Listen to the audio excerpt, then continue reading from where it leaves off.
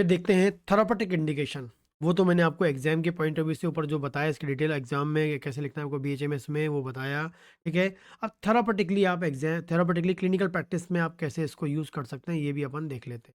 Market में जाएंगे तो ये 6 पोटेंसी में, 30 पोटेंसी में, 200 पोटेंसी में, 1 एम पोटेंसी में इजीली मिल जाएगी। इसके अलावा ये मदर टिंचर के फॉर्म में भी आती है मार्केट में, मतलब 1x हम इसे बोलते हैं। यदि हम जो पोटेंसी की बात कर रहे हैं 630, 200, 1 एम, ये आपको ये आपको 30 ml के पैक में मिल जाती है, टू आपको 100 ml के पैक में मिल जाती है और 450 ml के पैक में मिल जाती है। मदर टिंचर भी ऐसा ही है, 30 ml में, 100 ml में और 450 ml के पैक में आपको मिल जाता है। और डिफरेंट कंपनी, अलग अलग कंपनीज़ की बनती हैं, तो आप कोई भी कंपनी जो बेस्ट कंपनी उसको यूज़ कर सकते हैं, ठीक है। तो ये पोटेंसीज़ इसकी हैं। और क्लिनिकल प्रैक्टिस में जो है आप यूज़ कर सकते हैं लो पोटेंसी एंड मदर टिंचर को भी यूज़ कर सकते हैं। पहला जो है क्लिनिकल प्रैक्टिस की हम बात करें, यदि हम बात करें क्लिनिकल प्रैक्टिस में थेरापेटिकली आप कब दे सकते हैं? यदि पेशेंट को इम्पोटेंसी, इम्पोटेंसी मतलब होता है कंप्लीटली इरेक्शन, मतलब इम्पोटेंसी मतलब उसके जेनिटल मतलब मेल में पीनिस में इरेक्शन, मतलब तनाव बिल्कुल नहीं है। पेशेंट ये आके बोलता है, आप ये इसको यूज़ कर सकते हैं। ऑन बस एक सिम्टम के बेस पे आप इसको यूज़ कर सकते हैं। Complete loss of erection, complete loss of erection मिलता है। यदि आपने ऊपर पढ़ा होगा तो आपने देखे थे इसमें complete loss of erection plus complete loss of desire भी है। इसमें आपको डिज़ायर भी बिल्कुल नहीं होती है, नो डिज़ायर है, ठीक है। तो no erection and no desire, मतलब कंप्लीट लॉस ऑफ इरेक्शन है और कंप्लीट लॉस ऑफ डिज़ायर है, दोनों आपको नहीं मिलते हैं। डिज़ायर भी नहीं हो रही है और इरेक्शन भी नहीं है, तो आप समझ जाइए एग्नस कास्टस की मेडिसिन है। और इसको आप यहाँ पर 6 पोटेंसी भी यूज़ कर सकते हैं और मदर टिंचर के फॉर्म में भी यूज़ कर सकते हैं।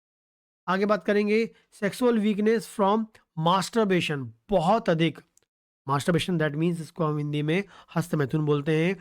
बहुत अधिक मास्टरबेशन की हिस्ट्री मिलती है, तो आप सेक्सुअल वीकनेस उसके बाद आ गई है, उसके बाद इम्पोटेंसी आ गई है, उसके बाद इरेक्शन बिल्कुल नहीं मिल रहा है, तो आप, या किसी ने पास्ट लाइफ में बहुत अधिक सेक्सुअली वो एक्टिव था, एक्सेसिव सेक्सुअल इंटरकोर्स कर रहा था, उसके बाद उसको आगे फ्यूचर में सेक्सुअल वीकनेस आ गई है, तो एग्नस कैक्टस बहुत ही इफेक्टिवली काम करने वाली दवा है, बहुत ही अधिक फायदेमंद दवा है।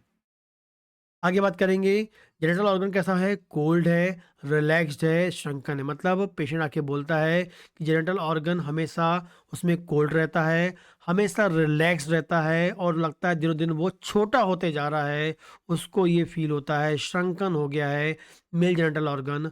एग्नस कैस्टर बहुत ही इफेक्टिवली आप वहाँ पर यूज़ कर सकते हैं, थेरापेटिकली आप वहाँ पर दे सकते हैं। पेशेंट बोलेगा कि भैया जो उसका पीनिस है वो छोटा हो रहा है, सिकुड़ रहा है, दिनों दिन उसको लग रहा है कि उसका साइज़ छोटा हो रहा है, रिलैक्स्ड है बहुत, उसमें किसी प्रकार का तनाव नहीं आता है, मतलब नो इरेक्शन मिलता है और नो डिज़ायर उसको है, तो आप यूज़ कर सकते हैं agnus castus.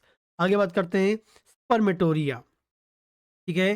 Spermatorrhoea that means क्या है कि जब किसी मेल को उसको बिना कंट्रोल के डिस्चार्ज आ जाना, मतलब ये हो सकता है कि उसको जो नाइट ड्रीम में भी डिस्चार्ज हो रहा है या पेशाब करने में आ रहा है, किसी भी कारण से उसका सीमेन निकल जाता है और सीमेन निकलने के साथ उसको मेंटल डिप्रेशन, ठीक है, उसको सीमेन निकल रहा है और साथ में मेंटल डिप्रेशन उसको आ गया है, तब भी आप इसको यूज़ कर सकते हैं एग्नेस कास्टस को, ठीक है। बहुत ही इफेक्टिवली काम करती है, मेंटल सिम्टम के साथ हो तो इसको हाई पावर में 200 पावर में या 1 एम पावर में यूज़ कर सकते हैं सिंगल डोज में। और अकेले ही इसको मेंटल डिप्रेशन नहीं है, सिर्फ उसको स्पर्मेटोरिया हो रहा है, मीन्स सीमेन निकल जा रहा है इनवॉलेंट्री, बिना कंट्रोल के बाहर निकल जा रहा है, तो मदर टिंचर फॉर्म में भी यूज़ कर सकते हैं। क्रोनिक यूथराइटिस मतलब उसके यूरेथ्रा में लंबे समय से इन्फेक्शन है, चाहे वो गोनोरिया का हो, चाहे किसी भी कारण से हो, और जो डिस्चार्ज थिन येलो निकल रहा है, डिस्चार्ज निकल रहा है, तो आप यूज़ कर सकते हैं एग्नेस कैस्टर। बहुत ही इफेक्टिवली यहाँ पर काम करती है, बहुत ही इफेक्टिवली वर्क करती है, आपको याद रखना है, ठीक है। कई पेशेंट आते हैं उसके यूरेथ्रा से पीले रंग का थिन डिस्चार्ज निकलता रहता है, एग्नस कास्टस आप ये आप सोच सकते हैं।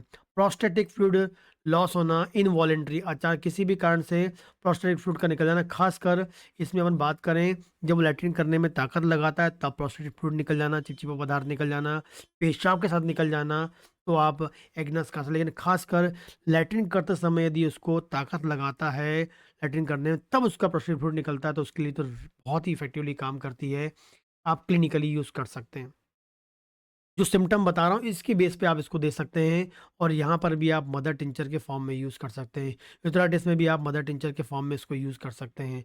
आगे बात करेंगे पोस्टपार्टम मिल्क सेपरेशन, मतलब डिलीवरी होने के बाद यदि मिल्क नहीं आता है, बच्चे को दूध नहीं पिलाती है, लगता है कि ब्रेस्ट से मिल्क निकल ही नहीं रहा है, ब्रेस्ट सूख गया है।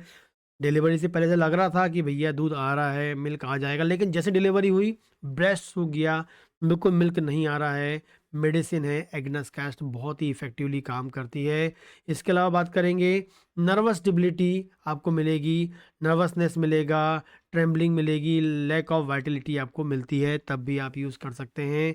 ठीक है, खासकर हम बात करेंगे मेंटल लेवल के कारण। ठीक है, आगे बात करें डिप्रेशन जो है मिलेगा, खासकर डिप्रेशन आपको मिलेगा। दो डिप्रेशन आप याद कर सकते हैं।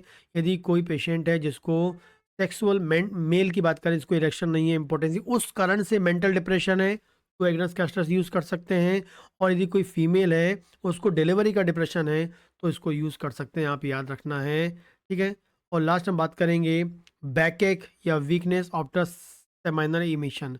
ठीक है, यदि उसका जो प्रोस्टेटिक फ्लूइड निकल जा रहा है, उसको स्पर्मेटोरिया मतलब उसका सीमेन निकल जा रहा है, उसके बाद उसको वीकनेस लगती है, उसके बाद उसको कमजोरी लगती है। कोई फीमेल उसको ल्यूकोरिया हो रहा है, उसके बाद उसको वीकनेस लगती है, उसको बैकएक होता है, तो एग्नस कास्टस के बारे में आप सोच सकते हैं। थेरापेटिकली आप इसको ऐसा यूज़ कर सकते हैं। तो ये कुछ इंपॉर्टेंट सिम्टम्स हैं जिसमें आप एग्नस कास्टस को यूज़ कर सकते हैं। इम्पोटेंसी में sexual weakness, excessive masturbation, sexual active रहा होगा तब, जेनिटल ऑर्गन कोल्ड है, बिल्कुल रिलैक्स्ड है, श्रंकन है।